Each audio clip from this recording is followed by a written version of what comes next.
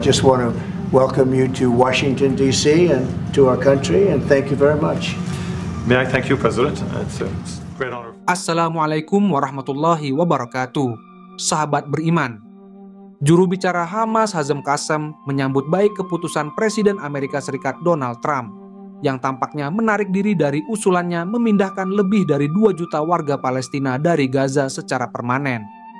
Pernyataan pejabat Hamas itu muncul setelah Trump mengatakan pada hari Rabu bahwa tidak ada yang akan mengusir warga Palestina dari Gaza sebagai tanggapan atas pertanyaan selama pertemuan di Gedung Putih dengan Perdana Menteri Irlandia Taoiseach Michel Martin. Jika pernyataan Presiden Amerika Serikat Trump merupakan penarikan diri dari gagasan untuk memindahkan warga jalur Gaza, maka pernyataan itu disambut baik, ujar Qassem.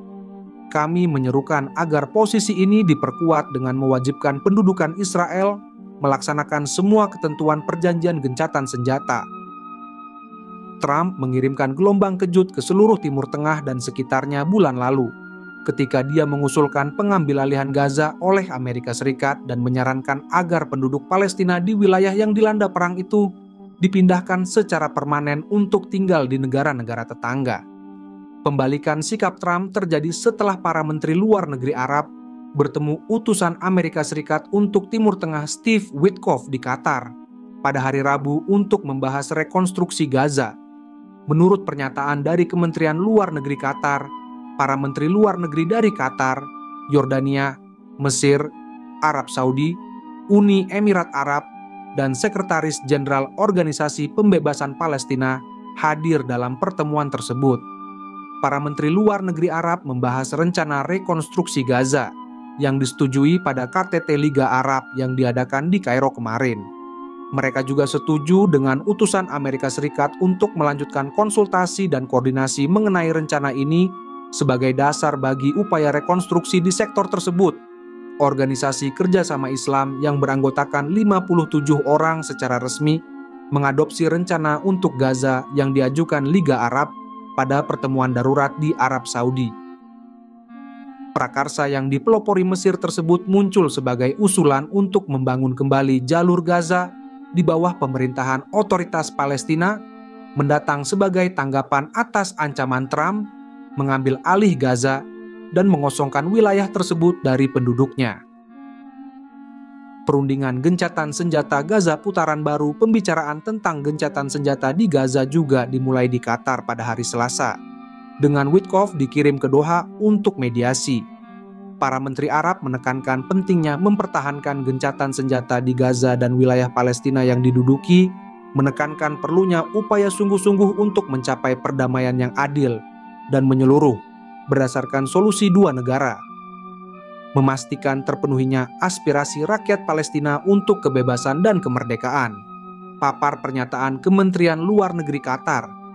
Pada hari Minggu, Taher Al-Nono, penasihat politik untuk pimpinan Hamas, mengonfirmasi pembicaraan langsung yang belum pernah terjadi sebelumnya dengan Washington di ibu kota Qatar yang difokuskan pada pembebasan seorang warga negara ganda Amerika Israel yang ditahan kelompok bersenjata di Gaza.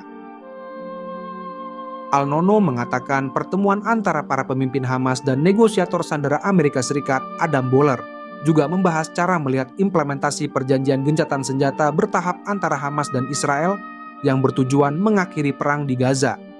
Pembahasan langsung antara Boehler dan Hamas melanggar kebijakan Washington yang telah berlaku selama puluhan tahun untuk tidak bernegosiasi dengan kelompok-kelompok yang dicap Amerika Serikat sebagai organisasi teroris.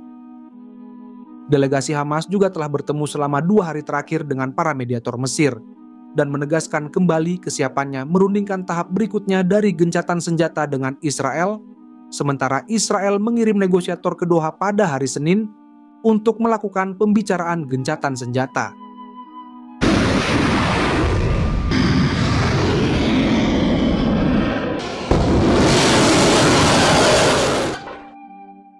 Tahap pertama perjanjian gencatan senjata Gaza yang berlangsung selama 42 hari berakhir awal bulan ini tanpa persetujuan dari Israel. Pada tahap-tahap selanjutnya yang dimaksudkan untuk mengamankan akhir yang langgeng dari perangnya di Gaza.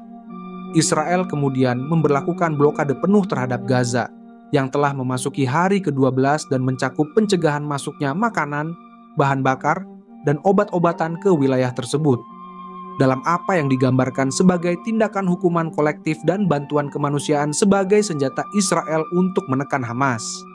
Pada sebelumnya, entitas Zionis Israel dan Amerika Serikat dikabarkan menjalin komunikasi dengan sejumlah negara Afrika terkait kemungkinan menampung penduduk Gaza di wilayah mereka.